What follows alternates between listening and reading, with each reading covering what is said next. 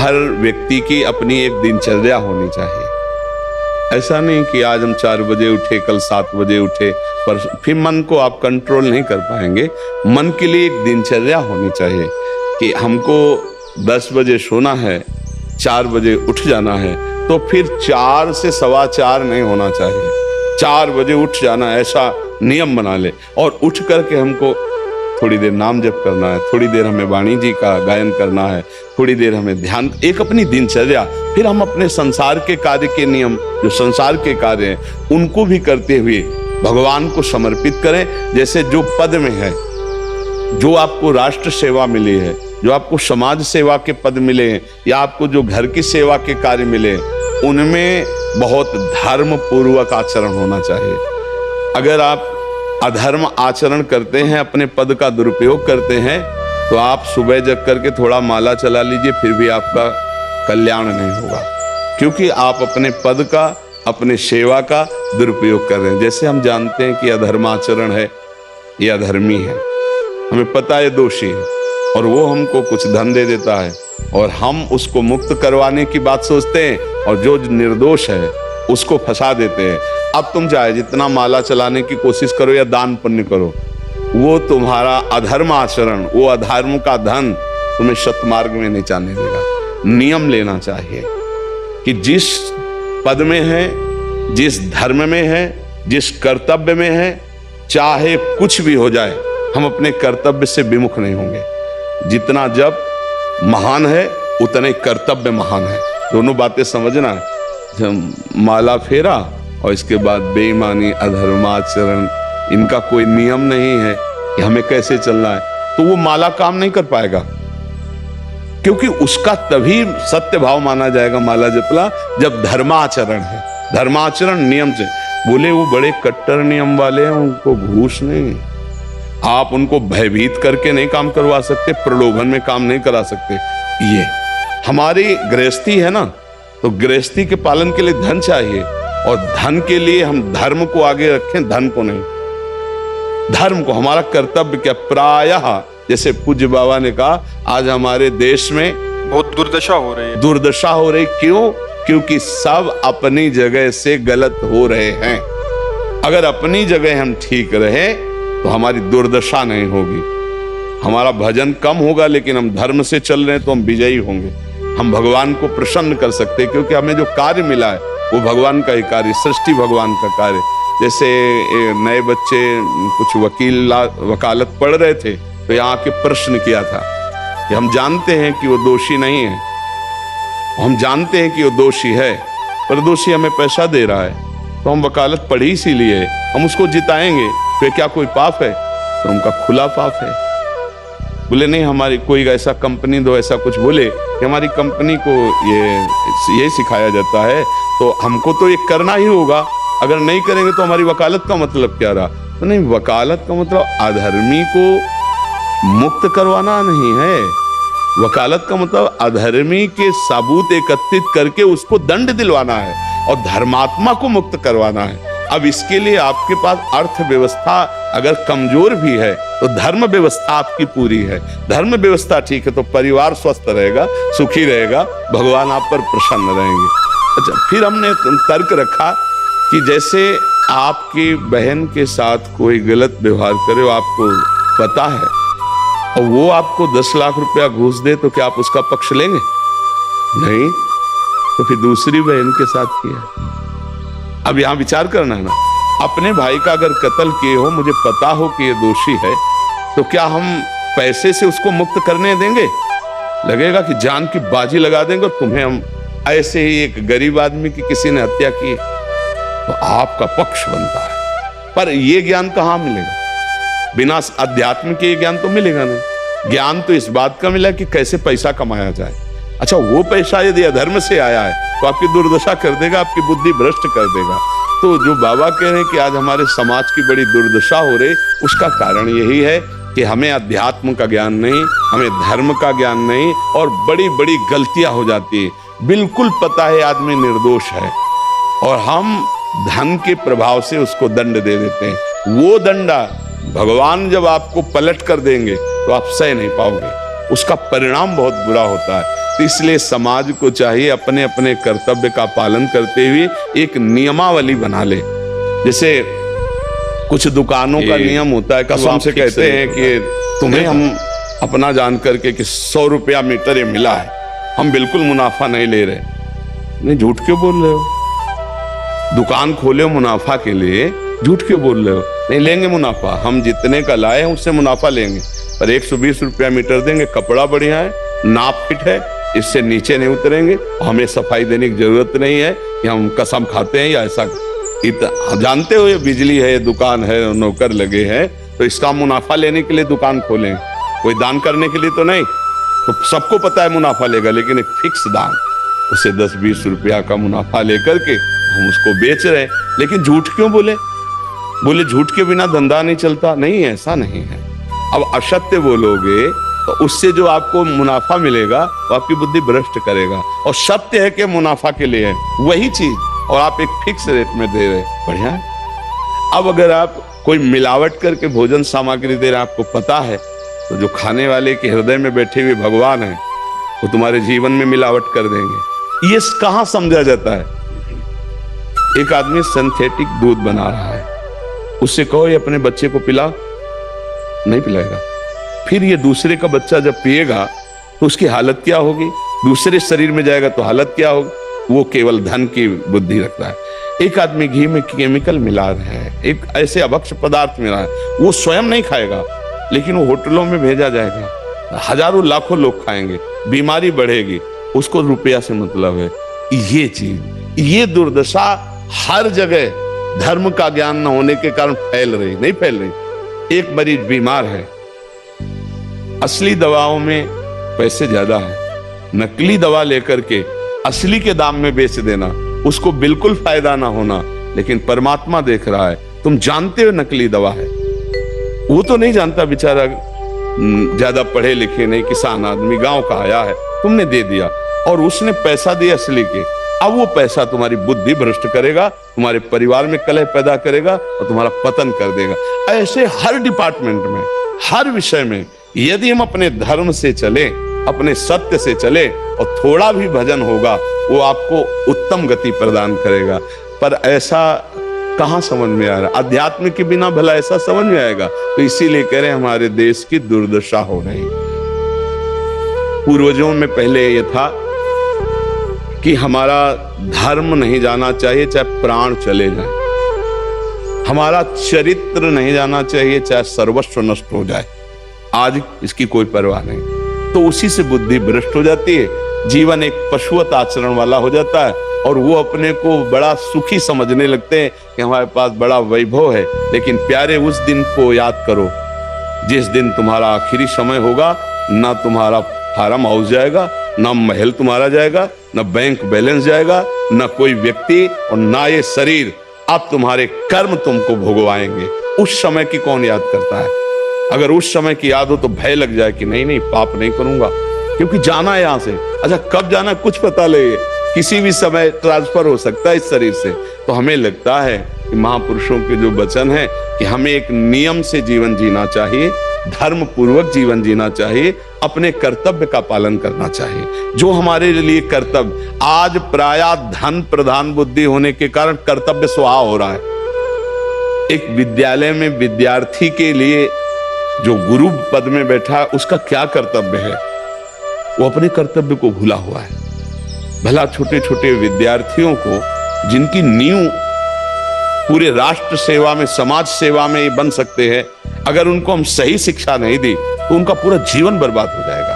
अगर उनको हम गलत सपोर्ट कर दिए तो उनका पूरा जीवन बर्बाद, क्योंकि नया जीवन है। और जगह जगह अपने अपने कर्तव्यों का यदि पालन किया जाए तो पूरा समाज को हम गलत सपोर्ट कर दिए तो उनका पूरा जीवन बर्बाद, क्योंकि नया जीवन है। और जगह जगह अपने अपने कर्तव्यों का यदि पालन किया जाए तो पूरा समाज सुखी हो जाए। लेकिन कर्तव्यहीनता आ रही, कोई अपने कर्तव्य को नहीं समझ रहा है। तो यही बात महापुरुष जनों को दुख लगता है कि अगर सब अपने कर्तव्य का पालन करें, धर्म का पालन करें, भगवान का नाम जप करें तो सब सुखी हो जाए। सुख सब चाहते हैं और आचरण दुख वाले करते, इसीलिए सुख नहीं मिल रहा है, परिणाम में हमें दुख मिल रहा है। सच्ची मानना, वो रुपया पूरे परिवार में अशांति पैदा कर देगा।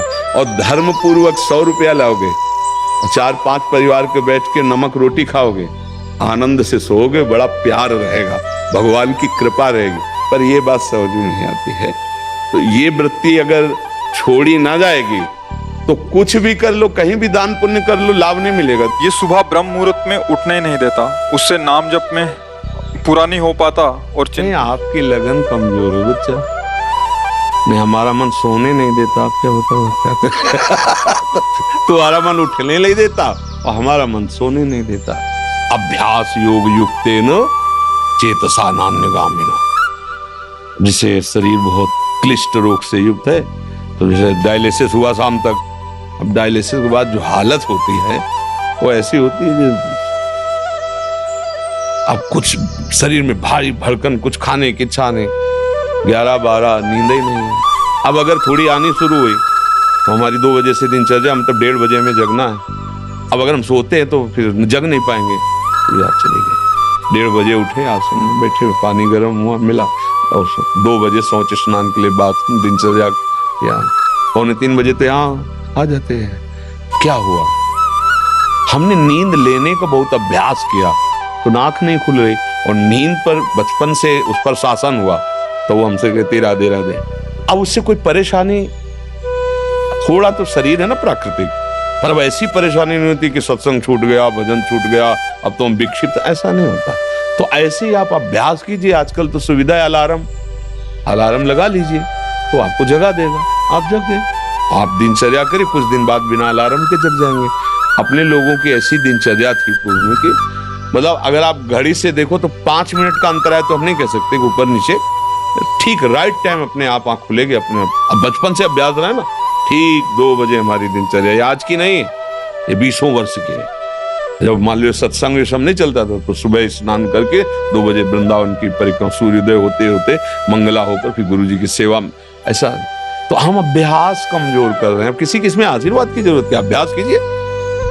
आप शाम के जब रात्रि में सोए ना, भगवत चिंतन करते हुए, और आप टाइम अपने माइंड पे स्थापित कीजिए, मुझे 4 बजे जगना ही है, तो 4 बजे आपकी घंटी बज जाएगी दिमाग की। फिर आप करवट लेके सो जाए, वो आपकी बात अलग है। अगर आप सच्चा संकल्प करेंगे तो आप देखना जग जाएंगे, क्योंकि अंदर ही भगवान बैठे हुए हैं। चेतना है, अच्छा 4 बजे, और आप 1 साल अभ्यास कर लीजिए 4 बजे, फिर इसके बाद आपको 4 बजे के बाद नींद ही नहीं आएगी, आपको नींद खुल जाएगी। अभ्यास योग युक्त है ना, ये नींद है, भोजन है। अब जैसे भोजन है, रोज आप आधा कवल बढ़ाते चले जाइए, धीरे धीरे डाइट बहुत अच्छी बढ़ती चली जाए, और आप घटाते जाइए तो 1 रोटी 2 रोटी में आपका काम चलने लगेगा। 2 रोटी दाल, थोड़ा सा संयम नियम से चलो, बहुत अल्पाहार करने लगोगे, स्वस्थ शरीर रहेगा। और आप आहार बढ़ाते चले तो ऐसे लोग भी देखें कि ज्यादा शरीर में वजन नहीं है पर उतना भोजन उठा जाते हैं। हाँ, रोटी ऐसे इतनी, मतलब गिन के नहीं, बीता से ना, हमने देखा है मतलब वैसे। और कोई ऐसी खास शरीर में बल कि भाई बहुत कुंतलों उठा लेते हैं, ऐसा नहीं। अभ्यास तो भोजन का अभ्यास, भोग का अभ्यास, नींद का अभ्यास। गलत कर लिया तो गलत, अच्छा कर लिया तो अच्छा। अब जैसे संयम, ब्रह्मचर्य, वर्षों स्वप्न दोष भी नहीं होगा। आपने आदत बिगाड़ ली तो अब ना करो तो भी आपका ब्रह्मचर्य नहीं रहेगा। अभ्यास, हम गलत अभ्यास कर रहे हैं तो हम परिणाम में दुखी होंगे, परिणाम में हम नीचे गिरेंगे। अच्छी अभ्यास करें। उचित नींद, अब जैसे बालक को 6 घंटा आपको सोना ही है, 24 घंटे में 6 घंटे आपकी नींद के लिए पर्याप्त है। साधक के लिए 4 घंटे, बहुत शिथिल तो 5 घंटे, अच्छे साधक के लिए 3 घंटे। 3 घंटे में 24 घंटे की खुराक बिल्कुल फिट हो जाएगी इंद्रियों में। अब जो 12-12 घंटे सोते हैं उनको क्या बताएं। अब कुछ ऐसे कि खाए पिए सोए, अगर दिन भर न बोलो तो सोते ही रहे। अभ्यास है, आप सोने का अभ्यास कर लो तो उसका अभ्यास हो जाएगा। अभ्यास है बच्चा, अभ्यास ठीक कर लो तो आपकी दिनचर्या ठीक हो जाएगी। ऐसा महाराज जी, इसी विषय को और एक तो प्रश्न आते हैं कि जो रात को लेट नौकरी से आते हैं, फिर महाराज जी वो सुबह थोड़ा सा लेट उठ सकते हैं महाराज जी? कै बजे तक रात में? जैसे रात को 11-12 बज गए नौकरी से खाने पीने में, फिर सुबह 2 बजे तक ड्यूटी अनिवार्य। अच्छा। मैं 12 बजे से 2 रात को नाइट शिफ्ट हो गई तो महाराज जी इनके लिए तो अलग विधान हो गया महाराज जी, ये मतलब ब्रह्म मुहूर्त में उठे बच्चे। हाँ, अब जैसे रात्रि में ड्यूटी करते हो तो 6 घंटे तो सोना ही पड़ेगा, क्योंकि शरीर जो श्रम युक्त है, तो अब उसको फिर दिन में तो छुट्टी होती होगी, मतलब उसको समय तो ऐसा थोड़ी होता हो कि साधारण दिनचर्या वाली ड्यूटी में फिर जाना, ऐसा तो नहीं होता होगा। रात वाली ड्यूटी के लिए मतलब दिन वाला तो फुर्सत होगी, होता होगा ऐसा। अब हम तो कभी की नहीं, तो हमें पता ना नाइट और ना दिन की, रात दिन की ड्यूटी एक ही रही है। राधा वल्लभ सिंह, हरिवंश सिंह, वृंदावन सिंह बंचल हमारी। तो 6 घंटे सोने के लिए विधान जैसे है, तो अगर आपको पैसा कमाने की इच्छा हो तो उसके बाद भी ओवर टाइम कर सकते हैं, आप ड्यूटी कर सकते हैं ना। 2 बजे जगने के बाद आप सोचोगे यार 2 घंटे अगर और हम कर लेते हैं तो इतना मिल जाता है। तो अगर ऐसा ओवर टाइम भजन के लिए हो जाए तो लाभ मिल जाए। अब आप 6 घंटे सोने के निकाल लो। अगर आपको ऐसा लगता है 2 बजे आए, अपना जो दिनचर्या सो गए, फिर जब जगो तब भजन, वो आपके लिए प्रातः काल वही हुआ जब उठ के भजन करें। जब वही जागे तभी समझ लो प्रातः कालीन, फिर आप वही दिनचर्या करो जो प्रातःकालीन दिनचर्या चाहिए। महाराज जी अगर 8 से 2 तक ड्यूटी है रात को, तो हम आपकी कृपा से नाम जप एक भी क्षण उसमें जाने नहीं देते। हाँ ठीक है। सोते हैं तो स्वप्न में भी हमें सिर्फ कीर्तन ही दिखाई देता है, और जब उठते हैं तो बहुत ऊंची स्थिति है ऐसी तो। स्वप्न में और जागृत में हर समय प्रभु का चिंतन चलने लगे, बहुत ऊंची स्थिति है। पर मनीराम को देखते रहना, बहुत कलाबाज हैं, बहुत कलाकार हैं। कभी कभी हमको सिद्ध अनुभव करा करके वो ऐसी जगह खड़ा कर देते हैं जहां लगता है कि यार तुम बहुत धोखे में डाल दिए हमें, ऐसा लगता है। अपने लोग क्या है ना कि इसके साथ बहुत खेल करे हैं, तो इसकी हर हरकत को पता है। जिस समय बच्चा ऐसी स्थिति आ जाएगी कि आप जो बोले ना, जैसे जब स्थिति आ जाएगी तो आप बच्चा बोल नहीं पाओगे ये बात। जैसे करोड़ रुपया तुम्हारी जेब में रखे हो, एक हाथ चुपचाप ऐसे रहेगा और कोई कहेगा क्या बात है, कुछ नहीं, वो खुजला रहा था इसलिए ऐसे कर। आप ये नहीं बता सकते कि 1 करोड़ यहाँ है। अगर नाम जब चलने लगा, ऐसी स्थिति आने लगी, तो इतना आप भयभीत हो जाएंगे, बताने में आप कह नहीं पाएंगे। और आपको ये अनुभव होगा कि जैसे भजन होना चाहिए हो नहीं रहा। प्रभु मुझ नीच पर कब ऐसी कृपा होगी।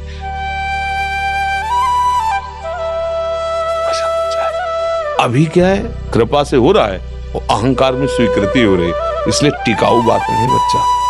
भजन करने वालों के हृदय में ऐसी भजन की भूख पैदा होती है कि रात दिन करने पर भी उन्हें रोना आता है कि प्रभु कब मुझसे ऐसा भजन होगा जैसा संतों ने किया, और रात दिन भजन कर रहे हैं। समझ रहे हो ना बच्चा, यहाँ आए हो ना, बहुत कृपा पात्र हो।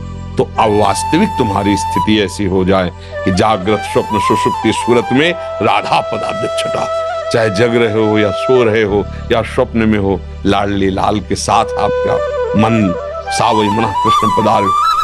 कभी अब कहना नहीं और अभ्यास बढ़ाते चले जाओ। जो हो रहा है नाम जप, वो श्री जी की कृपा से हो रहा है, गुरु जी की कृपा से हो रहा है। कहने से ये बात हट जाती है, अहम पुष्ट होता है, चुपचाप अंदर ही अंदर। अब या तो आप जानते नहीं थे या आप करते नहीं हो।